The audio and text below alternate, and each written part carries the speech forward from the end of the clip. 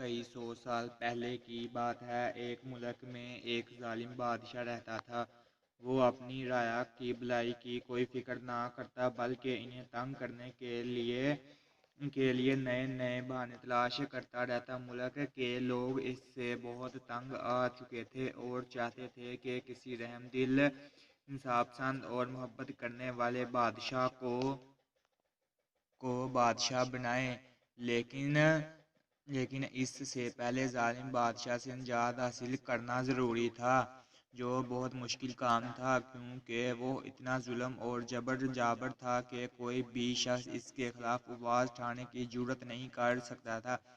اس ملک میں ایک بہت عقل مند آدمی افضل رہتا تھا جو بادشاہ کے ظلم و ستم کو ختم کرنے کی کوشش کر رہا تھا۔ اس کے مقصد کے لیے اس نے باقی رعایا کو بھی اپنے ساتھ ملانے کی کوششیں شروع کیں، کیونکہ وہ اکیلا یہ کام نہیں کر سکتا تھا۔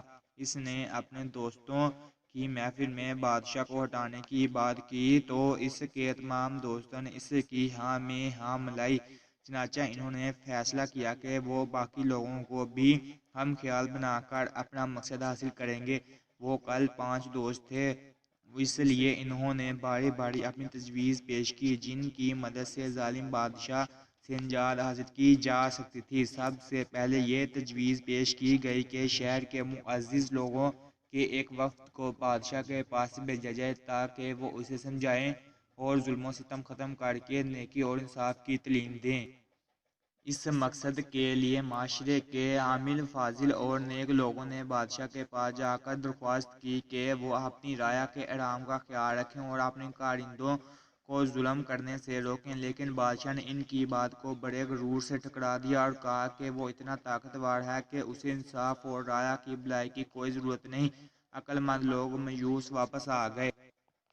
اب افضل علی نے اپنے دوسرے دوست کی تجویز پر عمل کرنے کا فیصلہ کیا اور بادشاہ کے ظلم سے بچنے کے لیے سامری جادوگر کی مدد حاصل کرنے کا فیصلہ کیا۔ افضل اور اس کے دوست سامری جادوگر کے پاس گئے اور اس سے درخواست کی کہ وہ بادشاہ سے نجات حاصل کرنے میں ان کی مدد کرے۔ سامری نے پہلے ان کی بات ماننے سے انکار کر دیا، لیکن پھر اسے رعایا کی حالت پر ترس آ گیا اور اس نے ان کی مدد کی حامی بھر لی۔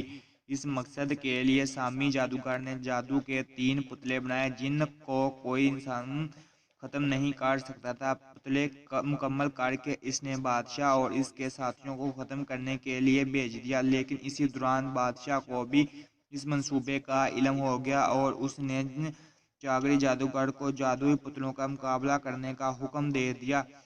چاغری جادوگر نے پتلوں کا مقابلہ کرنے کے لیے 3 جادوئی سلاخیں تیار کیں اور بادشاہ کے محل کے باہر بیٹھ گیا۔ جب پتلے وہاں پہنچے تو جادو کی سلاخوں نے آگے بڑھ کر ان کا راستہ روک لیا اور ان کے راستے میں ایک شعلوں کی دیوار کھڑی کر دی۔ اس پر پتلوں نے جوابی شعلے پھینک کر اس دیوار کو گرا دیا۔ دونوں طرف سے وار ہونے لگے۔ اچانک ایک جادوئی سلاخ نے دھواں اگلنا شروع کر دیا، جس کے اندھیرے میں تینوں سلاخیں پتلوں کے گرد لپٹ گئیں اور انہیں ہلاک کر ڈالا۔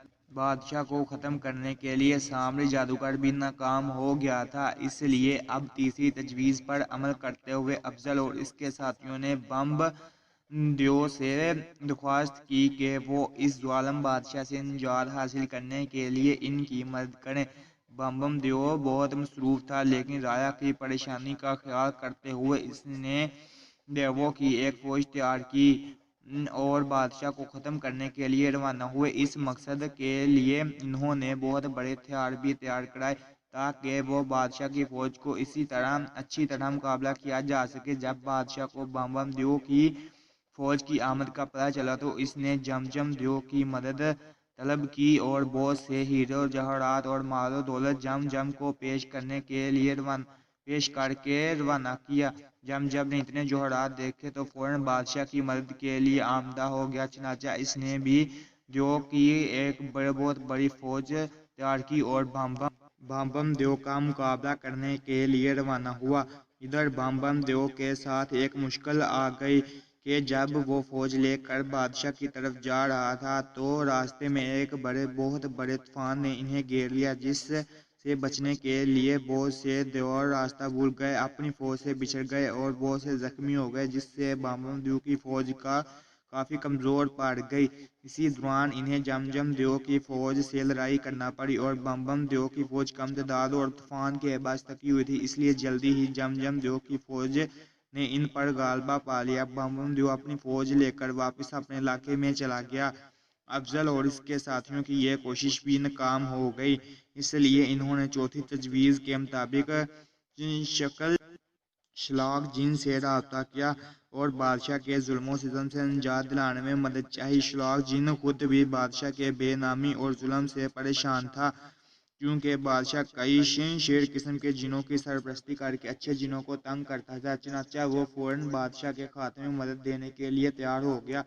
شلاق جن نے بہت سے دوسرے جنوں کو بھی اس کام کے لیے راضی کر لیا اور وہ سب بادشاہ کے خلاف منصوبہ بنانے لگے۔ انہوں نے اپنے تمام نئے پرانے جنات متنازع تازہ کیے اور بزرگ جنوں سے بھی اچھے اور زیادہ طاقتور منتر دریافت کیے۔ شلاق اور اس کے ساتھی جنوں نے کئی روز تک خوب محنت کی تاکہ وہ اپنا مقصد حاصل کرنے میں کامیاب ہو سکیں، لیکن اسی دوران بادشاہ کے حامی جنوں نے ان تیاریوں کی اطلاع بادشاہ کو دے دی، جس پر بادشاہ نے انہیں بہت سا انعام و اکرام دیا اور باغی جنوں کی سازش کو توڑنے کی درخواست کی۔ اس سے اگلی کہانی انشاءاللہ الافضل دوسری ویڈیو میں پیش کی جائے گی۔ شکریہ۔ اگر آپ کو ویڈیو پسند آئی ہے تو پلیز چینل کو سبسکرائب اور ویڈیو کو لائک کریں۔